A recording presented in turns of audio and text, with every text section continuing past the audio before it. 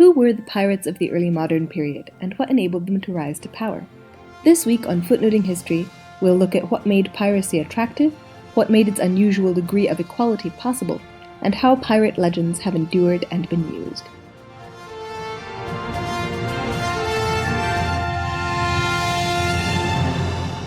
Hello, I'm Lucy, and in this episode I want to explore the identity of the early modern pirates of the Caribbean. Because of the global expanse of piracy, I will just have to use the phrase Pirates of the Caribbean. Please bear with me. Firstly, it's worth asking what made a pirate a pirate.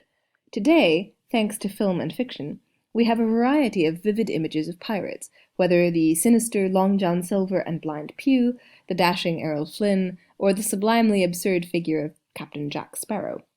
But in the heyday of Caribbean piracy, from the mid-16th to the early 18th centuries, what made an individual a pirate could be ambiguous, an ambiguity that was exploited in law courts and satirized on the stage by Shakespeare and others. Before I get further into questions of defining and recognizing piracy, though, I want to talk about what political and economic changes led to the rise of the pirates who became the stuff of legend, and those whom legends have neglected or erased. Archaeological and textual evidence indicates that piracy has been around for roughly as long as people have been transporting valuable stuff on ships. Piracy was a well-known and much-lamented danger on the Mediterranean and in the Indian Ocean from the time of the Roman Empire onwards, in varying degrees. But, beginning in the 16th century, the imperial expansion of England, France, and Spain brought unprecedented opportunities for piratical plunder and new political incentives for piracy as well. One of my favorite cheesy Hollywood titles in The Black Swan, the one with Tyrone Power, not the one with Natalie Portman, describes this age of piracy as a time when villainy wore a sash and the only political creed in the world was love, gold, and adventure. But piratical creeds were in fact much more sophisticated than that, and defined in opposition to increasingly sophisticated and often exploitative laws of the land. Pirates' collective existence was defined in opposition to the societies and governments on land, and was correspondingly precarious. Legally, all pirates were outlaws. This meant not only the loss of their legal rights, but that any private individual had the right to capture or kill them.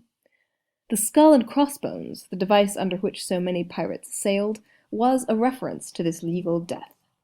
In many ceremonies of induction into pirate crews, a sort of liturgical parody might be enacted, in which the new pirate, dead to life on land, was baptized and resurrected into life at sea. Under the Jolly Roger, equality among the crew members was enshrined in statutes.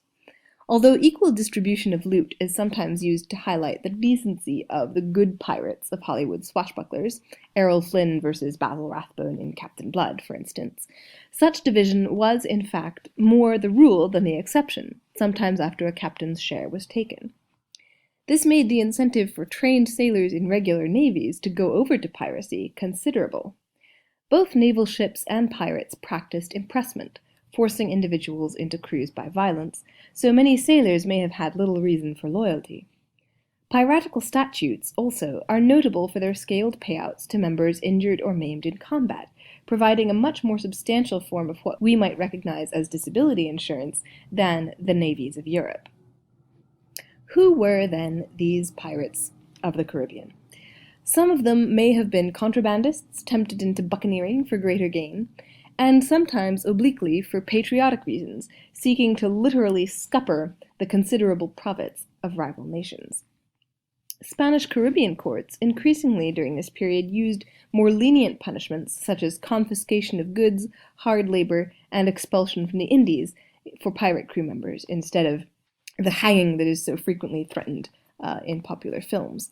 Since these same punishments were meted out to illegal immigrants and contraband smugglers, the distinction between these people and pirates could be blurred.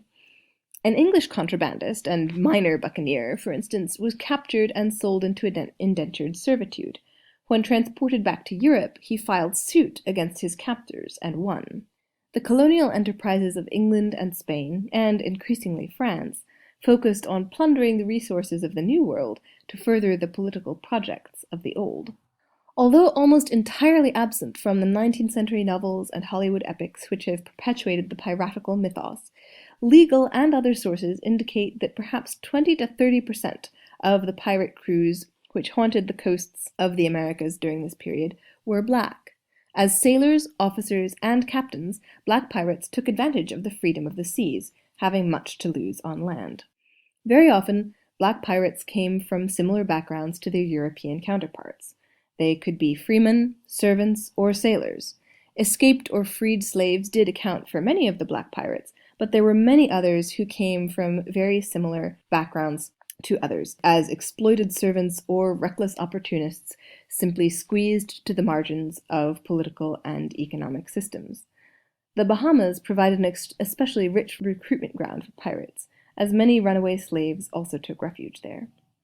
The 17th and 18th centuries saw the growth of plantation farming in the Caribbean, and hence the growth of the slave trade from Africa to the Americas to supply labor which could not be supplied entirely by indentured servants.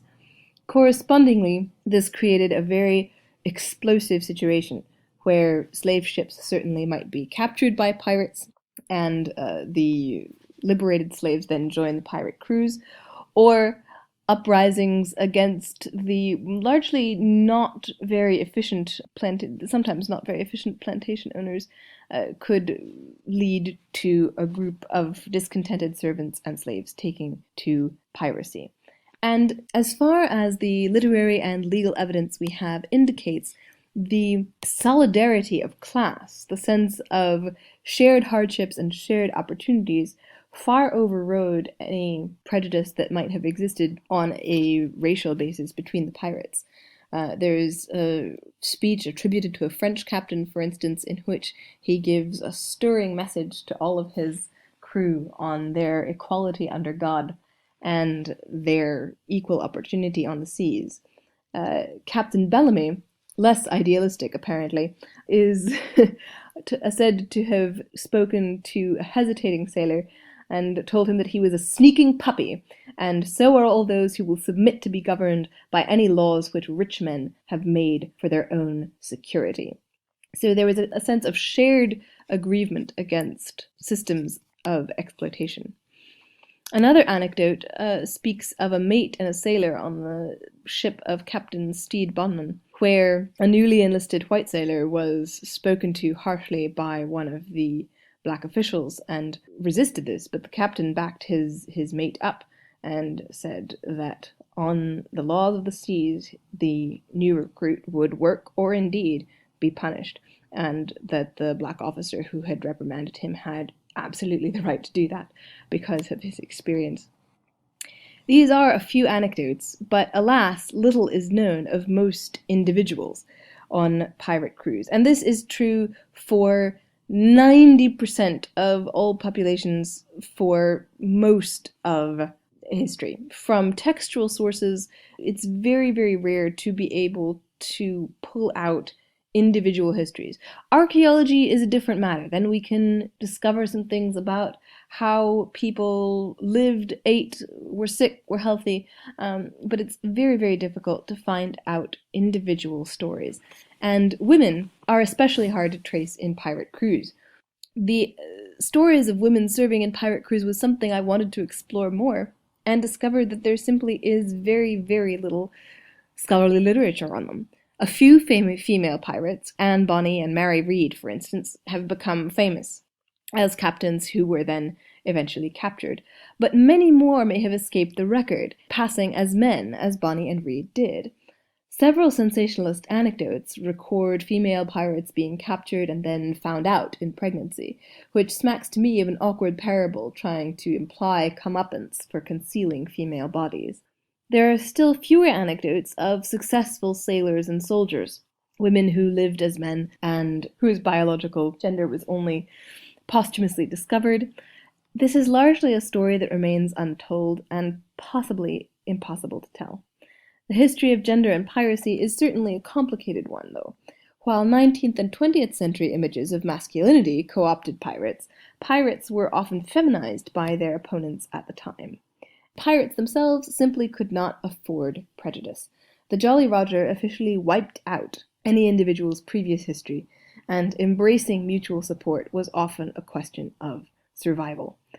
Tim Curry and the Muppets, oddly enough, provide a surprisingly excellent summary of professional piracy in the early modern period. If you like, you can pause to hear it now, or follow the link after the episode.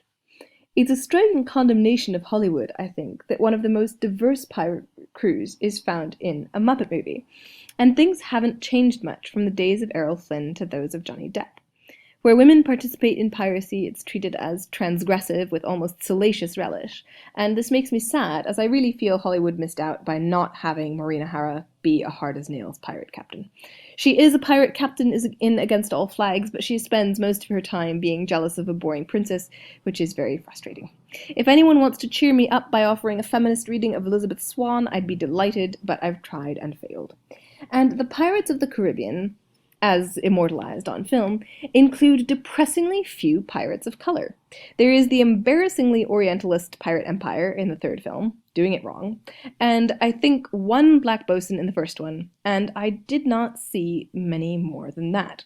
Certainly nowhere near the 20 to 30% who survive in the lists of crews of Henry Morgan, Captain Kidd, and half a dozen other less famous or notorious pirates.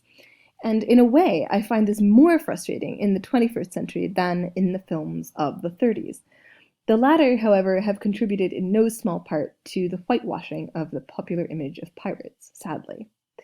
Captain Blood, in other respects, incorporates or transforms a number of documented piratical exploits.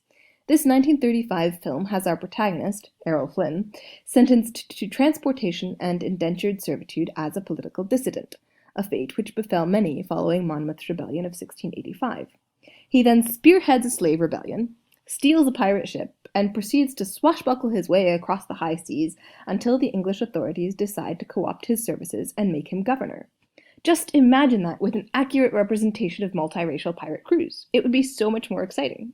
For that, I would be willing to see someone step even into the inimitable Flynn's boots. Captain Kidd, infamously, failed in his assignments for the Crown, and was hanged for treason following a sensational and widely publicized trial, what can only be called a celebrity trial, really, at the Old Bailey. He was but one of pirates whose efforts were politically co-opted by the governments, who became increasingly nervous about the large numbers of very successful and cohesive pirate crews. Henry Morgan, he of the eponymous rum, was much more successful. He became governor of Jamaica in a shockingly respectable middle age, but he had proved his PR chops years earlier when he successfully sued for libel after an account of his exploits became a bestseller in Europe. He strenuously denied the charges of rape and pillage. Such opportunities for second careers were denied to black pirates, one of the fields where the equality under the black flag fell apart. This may partially explain the decision of Francisco Fernando of Jamaica to retire completely after a raid in which he took over 250,000 pieces of eight, which gives you some idea of the vast scale on which piratical plunder could be practiced. If captured, the fate of black pirates could be complicated. A frequent question in law, in the increasingly frequent pirate trials of the early 18th century, was whether or not black pirates had been slaves forced into compliance with the pirate crews. If so, this could be used as a loophole. They could be found not guilty of piracy, although this led out of the frying pan into the fire, in a sense, as they could then be enslaved again. And courts decided variously whether captured black pirates ought to be punished with hanging for the crime of piracy or with being sold into slavery. So they had, arguably, far more to lose than their European counterparts. While on the sea, they were prosperous, famous, or infamous, even as other pirates whose names have survived, Henry Morgan, etc. Black Caesar, for instance, was a captain who is said to have buried a vast treasure off the Florida coast, and who, for a time, during the heyday of piracy, had a reputation exceeding that of Blackbeard.